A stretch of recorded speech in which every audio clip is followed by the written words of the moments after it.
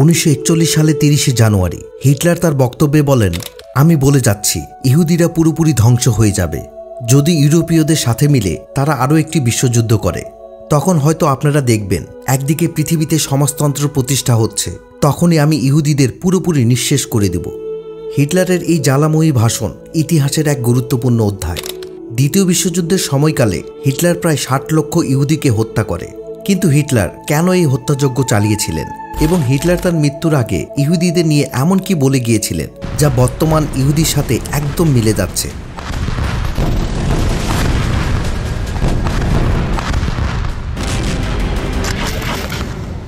GK 555 এর আজকের ভিডিওতে আপনাকে স্বাগতম। আমাদের চ্যানেলে আপনি নতুন হয়ে থাকলে অবশ্যই সাবস্ক্রাইব করে পাশে থাকা বেল আইকনটি অল করে দিন। ইতিহাসের বিখ্যাত সর্বগ্রাসী শাসন ব্যবস্থার নেতা ছিলেন তিনি। জার্মানির এই স্বৈরশাসকের নিষ্ঠুর প্রতিহিংসার কারণে সূচনা হয়েছিল দ্বিতীয় বিশ্বযুদ্ধের। প্রথম জীবনে চিত্রশিল্পী হতে চাইলেও পরবর্তীতে তিনি হয়ে উঠেছিলেন ইতিহাসের সেরা খলনায়ক।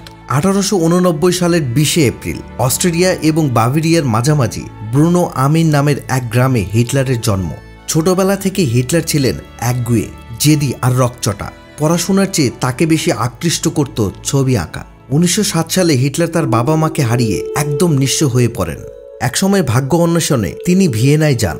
সেখানে একজন সাধারণ দিনমজুর হিসেবে জীবিকা নির্বাহ শুরু করেন। এই সময় প্রথম তার মনে ইহুদি বিদ্বেষ জেগে ওঠে, কারণ ইহুদিরা জার্মানির অধিকাংশ কারখানা এবং সংবাদপত্রের মালিক ছিলেন।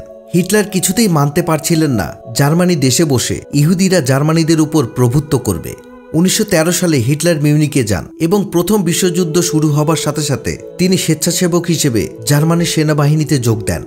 প্রথম বিশ্বযুদ্ধে তিনি যুদ্ধের সাহসিকতা এবং বীরত্বের স্বীকৃতিস্বরূপ 1914 সালের ডিসেম্বরে সেকেন্ড ক্লাস আয়রন লাভ করেন এবং 1918 সালের আগস্টে তিনি ফার্স্ট ক্লাস আয়রন লাভ করেন। প্রথম বিশ্বযুদ্ধে জার্মান হেরে যাওয়ায় হিটলার প্রচণ্ড রকম মুষড়ে পড়েন এবং তার মাঝে জার্মানির জাতীয়তাবাদ আরও তীব্র হয়ে ওঠে। 1919 সালে তিনি জার্মান ওয়ার্কার্স পার্টিতে যোগদান করেন এবং এখান থেকেই হিটলারের রাজনৈতিক জীবনের যাত্রা শুরু হয়। 1920 সালে এই দলের নাম পরিবর্তন করে রাখা হয় ন্যাশনাল ওয়ার্কার্স পার্টি, যা পরবর্তীতে নাৎসি পার্টি নামে পরিচিত হয়। এরপর তিনি একটি ডানপন্থী সরকার গঠন করার জন্য বার্লিনে একটি সামরিক অভ্যুত্থান করার চেষ্টা করেন, কিন্তু হিটলারের এই অভ্যুত্থানটি ব্যর্থ হয় এবং হিটলারকে ল্যান্সবার্গের পুরনো দুর্গে 1 বছরের জন্য বন্দী করে রাখা হয়। সেইখানে তিনি মেইন ক্যাম্প বা আমার সংগ্রাম বইটি লিখেন। একে বলা হয় নাৎসিদের বাইবেল। 1939 সাল পর্যন্ত এই বইটি 11টি ভাষায় অনুদিত হয় এবং 5 মিলিয়নেরও বেশি কপি বিক্রি হয়। হিটলার 1921 সালে নাৎসি পার্টির চেয়ারম্যান পদে নিযুক্ত হন। 1930 সালে জার্মানির করুণ পরিস্থিতির সুযোগ নিয়ে তিনি ইহুদিদের আধিপত্য, অর্থনৈতিক মন্দা এবং ভার্সাই চুক্তির বিরুদ্ধে জনমত গড়ে তুলতে থাকেন। 1933 সালে তিনি জার্মানের চ্যান্সেলর হিসেবে নিযুক্ত হন এবং ক্ষমতা দখলের জন্য মরিয়া হয়ে ওঠেন, কারণ তিনি কোনোভাবেই ইহুদিদের আধিপত্যকে সহ্য করতে পারছিলেন না। 1939 সালে দ্বিতীয় বিশ্বযুদ্ধ শুরু হয়। এটা মানব সভ্যতার ইতিহাসে এখন পর্যন্ত সংগঠিত হওয়া সর্ববৃহৎ এবং সবচেয়ে ভয়ানক যুদ্ধ। 1941 সালের 25 অক্টোবর হিটলার তার কমান্ড হেডকোয়ার্টারে এক বক্তব্যে বলেন, ইহুদিরা কোনো সাধারণ জাতি নয়, তারা এতটাই নিকৃষ্ট যে প্রথম বিশ্বযুদ্ধের সময় তারা 20 লক্ষ মানুষকে হত্যা করেছে এবং এই বিশ্বযুদ্ধে কয়েক হাজার মানুষ তাদের নৃশংসতার শিকার হয়েছে। হিটলার আরও বলেন, এবার আমরাও তাদের ছেড়ে দেব না। আসলে 1918 সালে জার্মান প্রথম বিশ্বযুদ্ধে হেরে যাবার পর জার্মানিদের উপর অত্যাধিক পরিমাণে কর চাপানো হয়। এতে জার্মানের অর্থনৈতিক অবস্থা পুরোপুরি ভেঙে পড়ে। সাধারণ মানুষ খুব দরিদ্র হয়ে যায়। এমনকি যুদ্ধের সময় সমস্ত দায় জার্মানির উপর দেওয়া হয়। ওদিকে ফ্রান্স আন্তর্জাতিক মহলে জার্মানিকে বিভিন্নভাবে অপমান করতে শুরু করে। এতে জার্মানদের জাতীয়তাবোধে আঘাত লাগে। একই সাথে ইহুদিরা জার্মানের জাতীয়তাবাদ ধ্বংসের পায়তারা চালাচ্ছিল। এজন্য জার্মানিরা এই খারাপ অবস্থা থেকে বের হওয়ার জন্য এবং তাদের অপমানের প্রতিশোধ নেওয়ার জন্য একজন যোগ্য নেতা খুঁজছিল, যে তাদের হারানো গৌরব ফিরিয়ে এনে দেবে। আর ঠিক সেই সময়ই উদয় হয়েছিল হিটলারের। হিটলার নিজের হিংসাত্মক ভাষণের মাধ্যমে জার্মানিদের মন জয় করে নিয়েছিলেন আর খুব দ্রুত জার্মানি একজন বড় মাপের লিডার হিসেবে নিজেকে প্রতিষ্ঠা করে নেন। হিটলার যে নাৎসি দল গঠন করেছিলেন সে দলের বিচারধারা ছিল জার্মানরা হলো পৃথিবীর শ্রেষ্ঠ জাতি এবং তারা কমিউনিস্ট এবং ইহুদিদের ঘৃণা করত। হিটলার জার্মানবাসীর কাছে প্রতিশ্রুতি দিয়েছিলেন সে আবার জার্মানের হারানো গৌরব ফিরিয়ে এনে দেবে।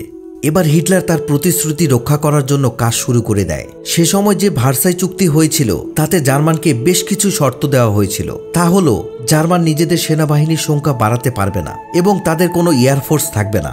কিন্তু হিটলার ক্ষমতায় এসে এসব চুক্তি ভেঙে জার্মানির সেনাবাহিনীর সংখ্যা বাড়াতে থাকে এবং তিনি একটি শক্তিশালী এয়ারফোর্স গঠন করেন।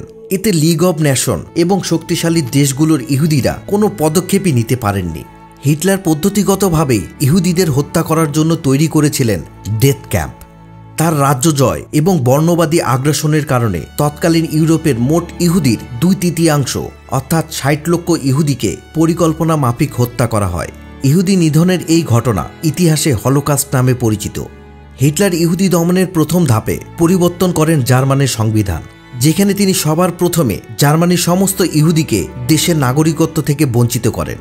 হিটলারের তৈরি করা সংবিধান অনুযায়ী কোনো ইহুদি কোনো কোম্পানির মালিক হতে পারবে না, তারা রাস্তায় মাথা উঁচু করে চলতে পারবে না, তাদের জামায় বিশেষ প্রকারের ব্যাজ লাগাতে হবে, পার্কের বেঞ্চে তারা বসতে পারবে না, এমনকি তারা বিলাসবহুল জীবনযাপনও করতে পারবে না। প্রতিটা জার্মানির মনে ঢুকিয়ে দেওয়া হয় ইহুদিরাই হলো তাদের আসল শত্রু। কারণ হিটলার জানত ইহুদি একটা প্রতারক জাতি এবং সুযোগ পেলে তারা বিশ্বে ভয়াবহ হত্যাকাণ্ড চালাবে। হিটলার ইহুদিদের মারার জন্য বেশ কয়েকটি ডেথ ক্যাম্প বানিয়েছিল, যেমন আশুইচ। মৃত্যু শিবিরের এই ক্যাম্পটি ছিল অন্যতম এবং এখনও পর্যন্ত নির্মিত সবচেয়ে বড় কার্যকর ধারাবাহিক গণহত্যা কেন্দ্র। এখানে প্রায় 11 লক্ষ মানুষকে হত্যা করা হয়েছিল, যার মধ্যে বেশিরভাগই ছিল ইহুদি। এখানে 4 বছর ধরে প্রতিদিন গড়ে 780 জন ইহুদিকে হত্যা করা হয়েছিল। সোভিয়েত ডেথ ক্যাম্প প্রায় 18 মাস ধরে পরিচালিত এই মৃত্যু শিবিরে কমপক্ষে 2.5 লক্ষ ইহুদিকে হত্যা করা হয়। মাজদানেক ডেথ ক্যাম্প ইহুদি নিধনের জন্য অন্যতম কুখ্যাত একটি মৃত্যু শিবির হল মাজদানেক। এখানে প্রায় 3 লক্ষ ইহুদিকে হত্যা করা হয়েছিল। হিটলার এ ধরনের বিভিন্ন ডেথ ক্যাম্প বানিয়ে ইহুদিদের হত্যা করেছিল। সত্য কথা বলতে ইহুদি জাতি কতটা ভয়ানক একমাত্র হিটলারই তা অনুমান করতে পেরেছিল। 1945 সালে যুদ্ধের শেষ দিনগুলোতে জার্মানি ধ্বংসস্তূপে পরিণত হয়। সে সময় হিটলার বার্লিনে ছিলেন। রুশ সেনারা যখন হিটলারকে গ্রেপ্তার করার জন্য বার্লিন শহরে ঢুকে পড়েন, এমন সময় হিটলার ইভা ব্রাউনকে বিয়ে করেন। কিন্তু বিয়ের 24 ঘন্টা পার হবার আগেই তিনি ফিভরার বাংকারে সস্ত্রীক আত্মহত্যা করেন। কিন্তু হিটলারের আত্মহত্যার কয়েক ঘন্টা আগের একটা নোট পাওয়া যায়। সেখানে লেখা ছিল, আপনারা কয়েক শতাব্দী পর মিলিয়ে নেবেন ঠিক লিখছে কিনা। ইউরোপিয়ান দেশগুলোকে ইহুদিরা হাতিয়ার হিসেবে ব্যবহার করছে। এই প্রতারক জাতির সাথে যারা বন্ধুত্ব রাখবে তারাও নিঃসন্দেহে ইহুদি। ভবিষ্যতে এরা মিলে বিশ্বে ভয়াবহ হত্যাকাণ্ড চালাবে এবং ইউরোপীয়রা এই রক্তপাতের জন্য সমানভাবে দায়ী থাকবে। তাই আমি বিশ্ব নেতাদের বলে যেতে চাই, আপনারা ইহুদিদের সঙ্গ ত্যাগ করবেন এবং নিজেদের মনুষ্যত্ববোধ বজায় রাখবেন। বহু বছর পর এসে আজ মিলে যাচ্ছে হিটলারের সেই ভবিষ্যৎবাণী।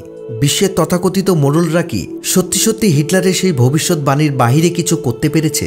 আর যদি করেনও, তবে যুগের পর যুগ ধরে চলতে থাকা ফিলিস্তিনিদের এই আর্তনাদের শেষটা কোথায়, যেখানে ইহুদিরা চালাচ্ছে নৃশংস হত্যাযজ্ঞ আর মুসলমানরা হারাচ্ছে প্রাণ, হারাচ্ছে প্রিয়জন।